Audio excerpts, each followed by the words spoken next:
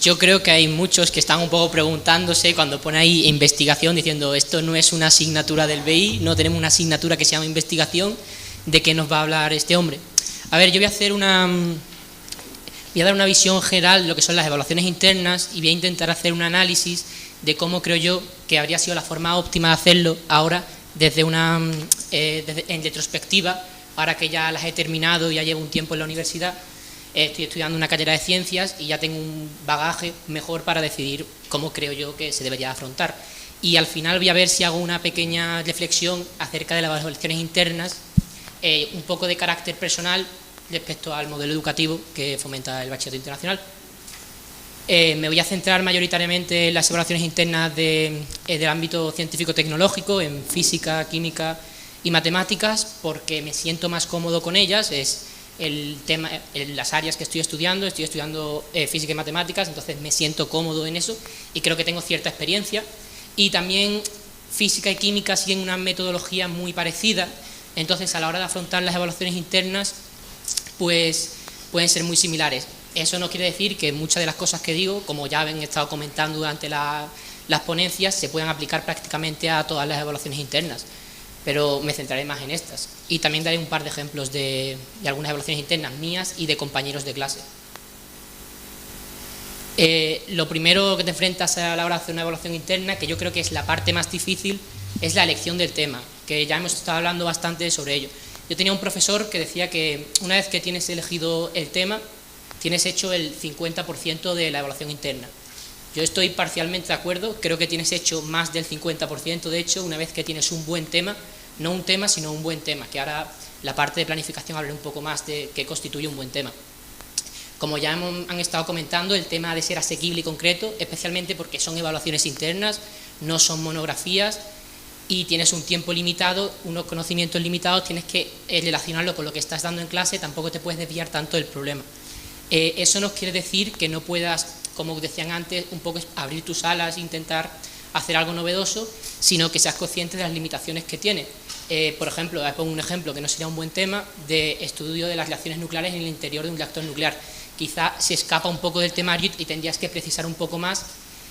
Y una cosa que pasa mucho a la hora de la elección del tema es que mucha gente tiene miedo de decir, por ejemplo, en astrofísica dice, es que no puedo hacer experimentos. Lo comentaré también más tarde, pero esa idea de que todas las evaluaciones internas tienen que llevar a un experimento no es del todo cierto. No sé, os habrán hablado seguramente de bases de datos donde podéis coger información que es muy fiable y podéis contrastar y así podéis tratar temas que a lo mejor de otro modo no serían posibles. Como ya han dicho y como he estado viendo en todas las ponencias, la mayoría de gente tiene claro coger un tema que sea de interés. Tenéis muchos trabajos, vais a hacer evaluaciones internas, monografías, y si cogéis algo que no os guste, se os va a hacer insufrible. Es mejor coger algo que te guste, relacionarlo con la música, los videojuegos si te gustan, coge algo que tenga que ver con los deportes, siempre puedes encontrar algo que esté relacionado con tus aficiones. Y luego esto es muy tipo BI, que le gusta mucho, y sobre todo para la parte final de conclusión, que las relaciones con problemas de la actualidad también puedes intentar, como vimos con lo del vino, aplicado a la evaluación interna, relacionarlo con cosas personales, que también de cierto modo fomenta. Y una cosa que a mí me parece muy importante es la originalidad del tema, que siempre es un extra, porque a lo mejor a la hora de colección hay profesores que han colegido ya muchas evaluaciones internas y el ver una cosa original, a lo mejor con incluso un poco de toque humorístico, algo que llame la atención, puede ser muy positivo. Aquí hay un ejemplo de la evaluación interna de mi hermano mayor, que no he podido evitarlo, es probablemente mi evaluación interna preferida de todas las que he visto. Quizás no soy del todo objetivo porque es mi hermano, pero me parece un tema maravilloso, es decir, una cosa tan cotidiana y tan simple como mojar una galleta y hacer una evaluación interna de física muy, muy buena de ello. Y además, justo debajo, no sé si lo podéis leer, aparece una frase de Richard Feynman, que supongo que aquellos que tengan un poco de interés en física y química lo conoceréis, incluso a lo mejor alguno ha leído parte de su vida, que es un físico muy importante del siglo pasado, en el que yo creo que le sume muy bien lo que es el objetivo de la evaluación interna, que explores el mundo y que busques algo que puede parecer muy tonto pero que tenga interés para ti. Y una vez que tengas eso, investigues sobre ello, vas a poder encontrar algo que sea personal y que tenga un toque tuyo. No tienes por qué intentar copiar un experimento. Y respecto a la elección de temas, quería comentar algo que dijo antes Jaime, que le ayudó mucho, sobre todo a aquellos que aún a lo mejor estáis en primero y no tenéis tema. Podéis empezar a investigar, leer libros de física, de experimentos que se han hecho. Por ejemplo, esta evaluación interna se basa en un libro de matemáticas en la que hace un análisis matemático de cómo funciona el que mojar una galleta y cómo la capilaridad y todo eso, y de ahí sacó la idea y da lugar a una evaluación interna, la verdad que bastante buena. Estos son otros ejemplos de evaluaciones internas. Ese de ahí es mío. Bueno, es un tema concreto, lo intenté relacionar un poco con el medio ambiente y con utilidades que puede tener el mundo. Estas dos de aquí son de Jaime, que antes dio la conferencia, el señor del martillo con el matraz. Y a él le gusta mucho la música e intentó relacionar, pues las matemáticas tienen mucha relación con las funciones trigonométricas con las ondas, entonces intentó ver cómo se utilizan las matemáticas a la hora de analizar las ondas de sonido y relacionarlo así con la música. Y me pareció muy original, que era cómo ver las diferentes cantidades de CO2 en las bebidas gaseosas, y sobre todo porque estuve con él durante el proceso de experimentación y se notaba que se hacía muy ameno.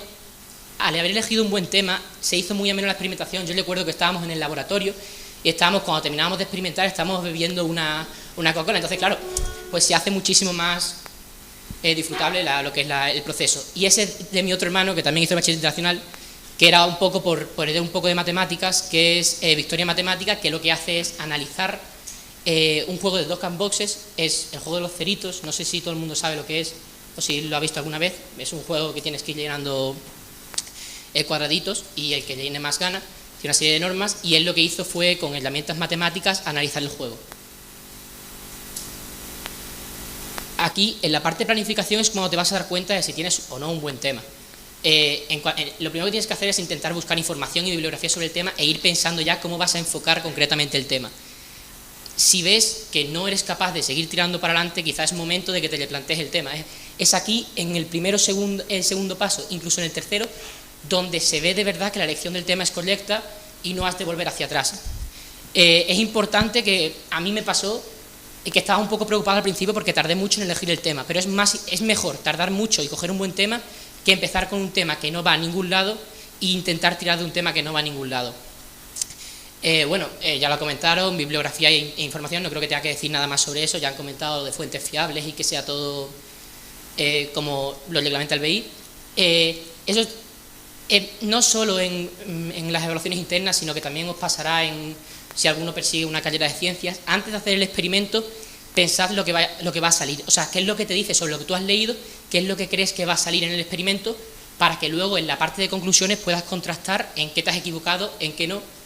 El planteamiento del experimento, todos los que sois de ciencia ya sabéis un poco cómo irá, que digas cuáles son las variables independientes, cuáles son las dependientes, y así en el laboratorio, pues bueno, tienes todo mucho más sencillo cuando vas a la hora de extraer los datos.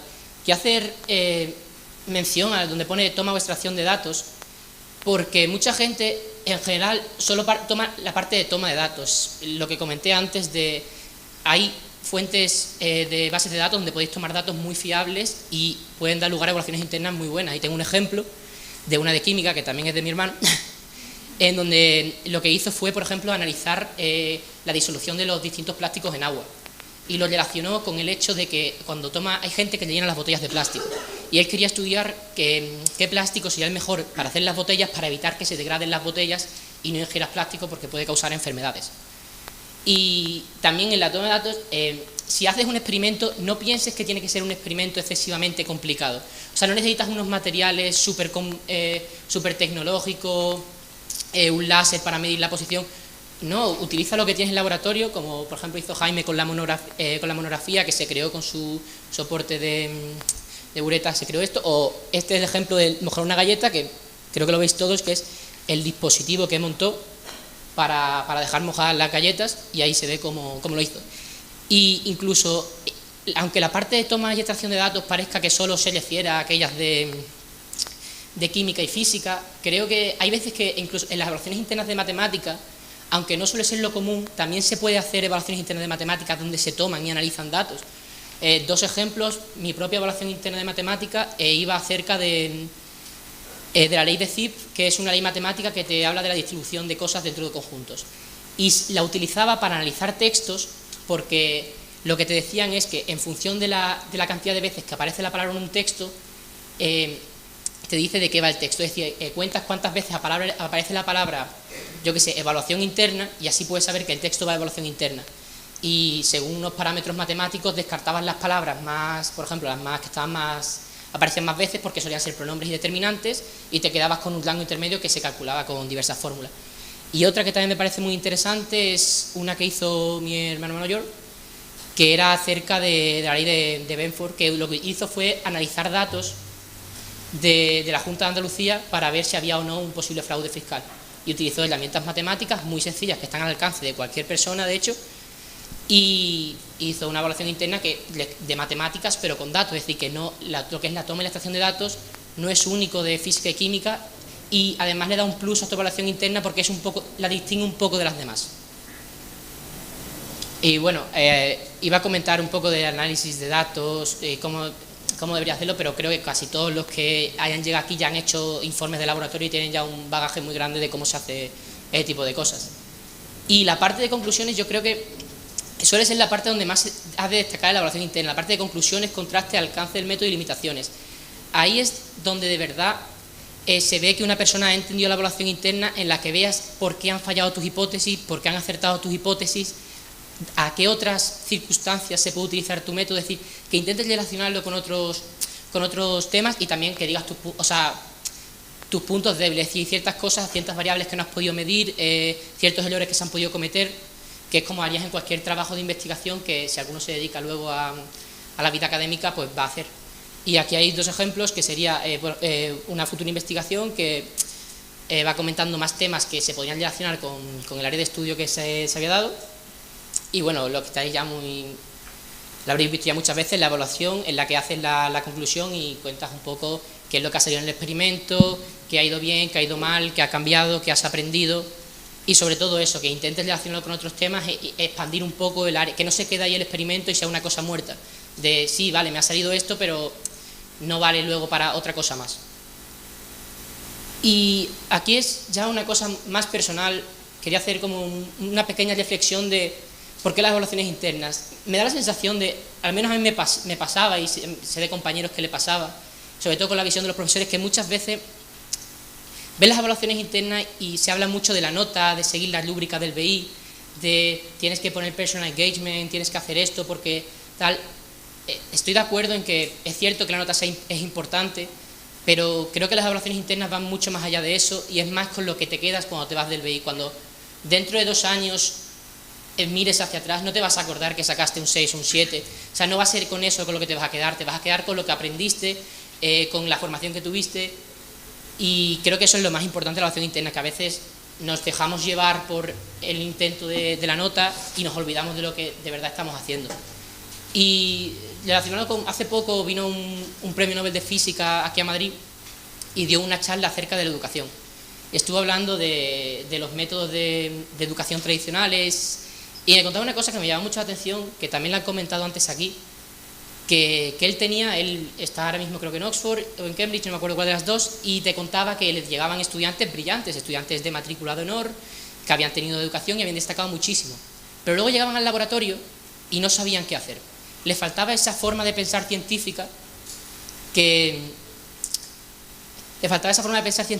y de desenvolverse en esas situaciones, de intentar crear modelos y ese tipo de cosas, y no tenían esa soltura. Y de hecho contaba que después de 2 o 3 meses trabajando con él, ya se desenvolvía. Es decir, que no era una cosa que los estudiantes no tuviesen las aptitudes para hacerlo, sino que no les habían enseñado, que el modelo de educación que había no les había enseñado a desenvolverse. Entonces yo creo que la evaluación interna es básicamente eso, es el primer contacto que tiene un estudiante, al menos fue el primer contacto que tuve yo, con lo que es la comunidad científica, con lo que es hacer un trabajo de ciencias, que es plantearse un problema por tu cuenta, investigar sobre el problema, ver qué ha hecho otras personas y luego intentar llegar a conclusiones e intentar que esas conclusiones las pueda aplicar a otra persona para seguir desarrollando cosas. Y yo creo que eso es lo más importante, aparte de que se te haga agradable lo que es la evaluación interna, que no la pienses como una carga, sino como una oportunidad que tienes para poder aprender más sobre un tema que te gusta. Muy bien.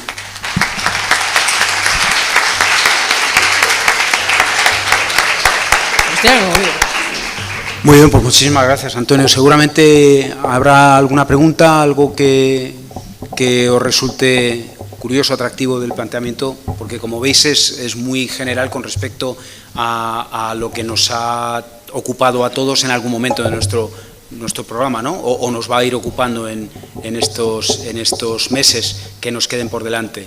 Es una panorámica, desde luego, muy clara y muy completa de todo el proceso de evaluación interna, que además te agradecemos los que tenemos que interpelar a los alumnos para que se tomen interés en sus evaluaciones internas, ¿no? ¿Tenéis alguna pregunta? Sí.